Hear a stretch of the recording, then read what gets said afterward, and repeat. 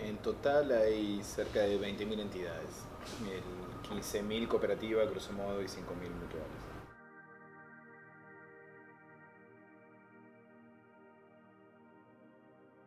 Se ve por un lado que en general en las situaciones de crisis se constituyen más cooperativas y por otro lado que acá modificamos el sistema de matriculación, con lo cual pudimos resolver alguna situación histórica de pedidos de matrícula, por eso aumentaron. Si bien nosotros siempre insistimos que las cooperativas no debe ser solamente una figura de crisis, pero además agrega eso que fuimos corrigiendo hacia atrás, digamos, muchas demandas que había del sector para matricularse y que con la renovar, que es la reforma del sistema de matrícula, se puede hacer matricularse más fácilmente, con lo cual hay más demanda también en ese sentido. En el año pasado llegamos a matricular cerca de 3.000 entidades. Es una demanda, en algunos casos tenía un par de años.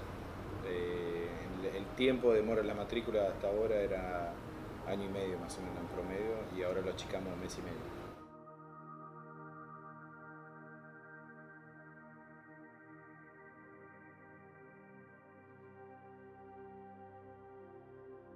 Las cooperativas y las mutuales siempre fueron una herramienta de transformación que pueden cumplir una función de contención, pero es una forma de transformación.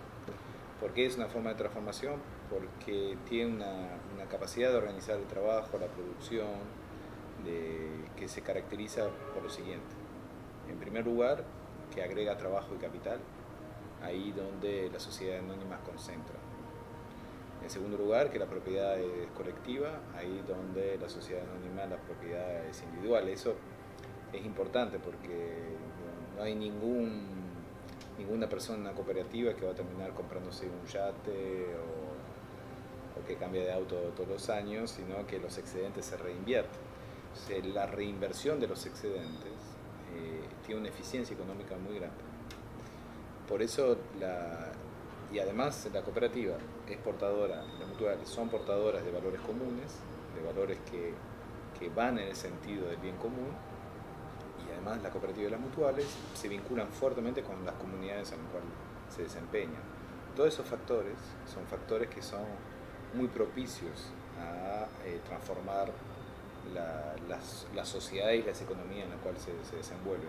Por eso nosotros trabajamos fuertemente a identificar las cooperativas como herramienta de transformación, como forma de transformación más que como herramienta, y no solamente como forma de contención.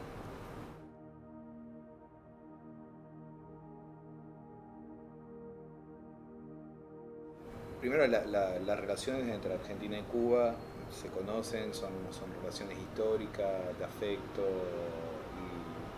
y en muchos casos de horizonte común. No solamente nos une el Che, sino también una forma de pensar el continente. En este contexto, para nosotros, poder trabajar conjuntamente con Cuba es clave justamente para poder intercambiar experiencias en términos de poder pensar la transformación de nuestras sociedades, teniendo regímenes económicos y políticos diferentes, pero con experiencias comunes, parecidas. De hecho, es sorprendente ver algunas homologías de las situaciones económicas que atraviesan los dos países. En el caso de Cuba, producido y empeorado por el embargo, pero finalmente hay un problema de un desdoblamiento monetario con dos tasas de cambio entre el peso cubano y el dólar, parecido acá, con actores económicos que intervienen sobre el dólar paralelo, hay un problema de inflación, hay un problema de precio de alimentos, una serie de problemáticas que en muchos casos compartía con los compañeros cubanos, que muchas de las cosas que narraban tenía que ver también con la realidad argentina. Y ahí yo creo que también es interesante y preocupante de ver cómo hay algunas cuestiones más estructurales que aparecen en nuestras economías en América Latina. Segundo, la parte de esa misión tuvo que ver con el interés por parte del gobierno cubano de implementar las reformas que ya tomaron en la reforma constitucional y en las decisiones que se tomaron en la Asamblea Nacional allá en el 2010, de avanzar en la ampliación de lo que se llama en Cuba los actores no estatales de la economía, que son básicamente las pymes y las cooperativas. La principal preocupación es cómo hacer para que se desarrollen las cooperativas en Cuba, entendiendo que la forma cooperativa es mucho más coherente a los objetivos y valores del socialismo que las pymes. Con lo cual no significa que no haya pymes, pero que la proporción entre pymes y cooperativas debería estar más a favor de las cooperativas. Como ustedes saben, en Cuba hay cooperativas agropecuarias desde la revolución a esta parte, y ahora se están desarrollando cooperativas llamadas no agropecuarias en distintos sectores. Eso está creciendo a un ritmo que debería ser más sostenible. Entonces, en el proceso de actualización económica que hay hoy en día en Cuba, el lugar del cooperativismo es clave. Entonces, lo que estuvimos intercambiando es justamente cuáles serían las formas más adaptadas al desarrollo del cooperativismo en Cuba, la posibilidad de desarrollar el mutualismo en Cuba, que hoy no tiene desarrollo, la posibilidad también de desarrollar entidades de segundo nivel, federaciones, confederaciones, en Cuba, que sería muy importante también para la representación política del sector en articulación con el gobierno. Entonces, en ese sentido, la experiencia argentina es muy singular para todo el continente. No hay otra figura como el INAES en el cual representantes del sector y representantes del Estado coproducen política para el cooperativismo y mutualismo.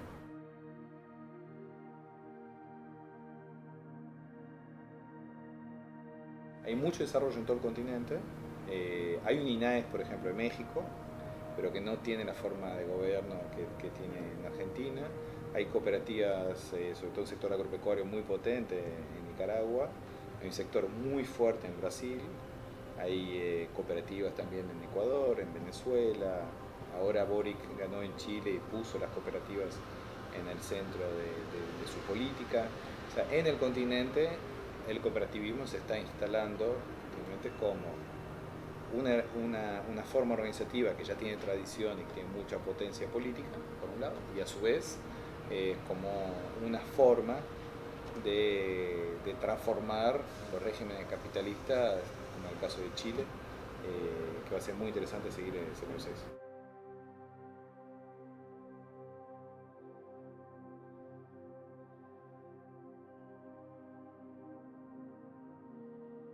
El discurso de Alberto Fernández fue impactante porque efectivamente, no sé si en la historia un presidente se referenció tanto a las cooperativas desde Perón.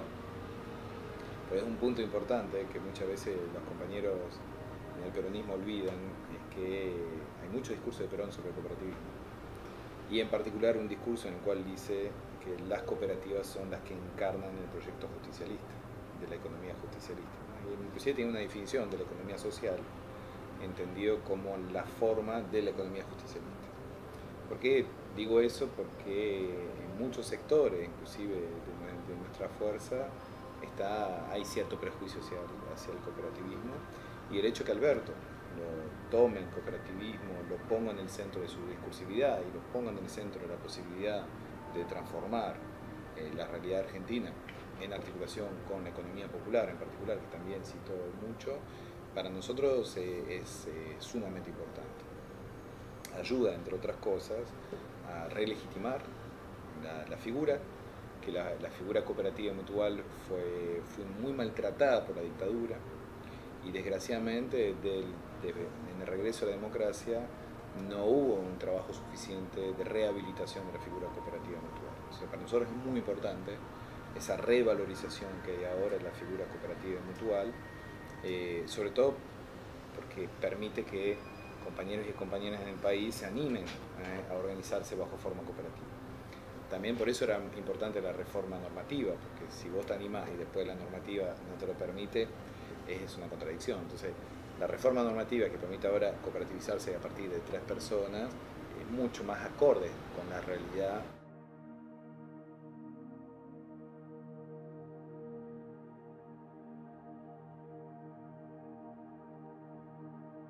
Nosotros evaluamos que esas 2 millones de personas que trabajan en procesos asociativos pero que todavía no tienen formalizado la cooperativa o la mutual, en los próximos años van a entrar en ese dispositivo.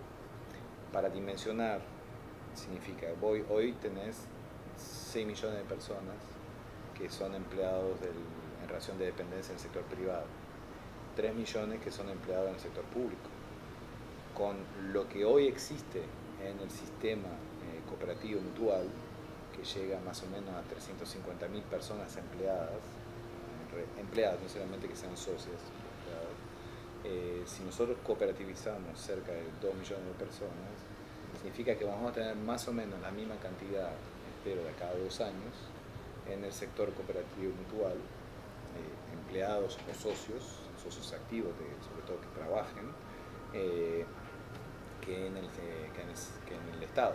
O sea, eso cambia mucho la configuración del mundo laboral y productivo argentino y los imaginarios de la manera en la cual la sociedad finalmente organiza la producción.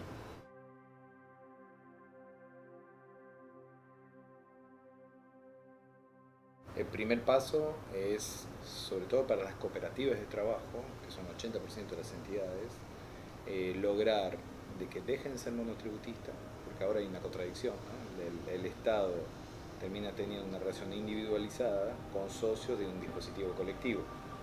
Entonces, lo que quisiéramos es que los trabajadores dejen de ser monotributistas, generar la figura que muchas organizaciones vienen pidiendo hace mucho tiempo, la figura de trabajador asociado, que la cooperativa sea el agente de retención para las cuestiones fiscales, para la salud y para la jubilación, cosa que supuestamente pasa por el monotributo. A partir de ahí, integrar el cooperativismo de trabajo con el mutualismo de salud, que tiene prestaciones, sobre todo en asistencia primaria, muy eficientes, a costo mucho más bajo que gran parte del sistema privado y que las obras sociales, y que articule después con el sistema estatal para lo que es el tratamiento de alta complejidad. Eso en cuanto a la salud. Para la jubilación es más complejo, porque implica hacer sistemas de cajas compensatorias vinculados al sector cooperativo. También siempre una articulación entre Estado y sector, donde se complementan.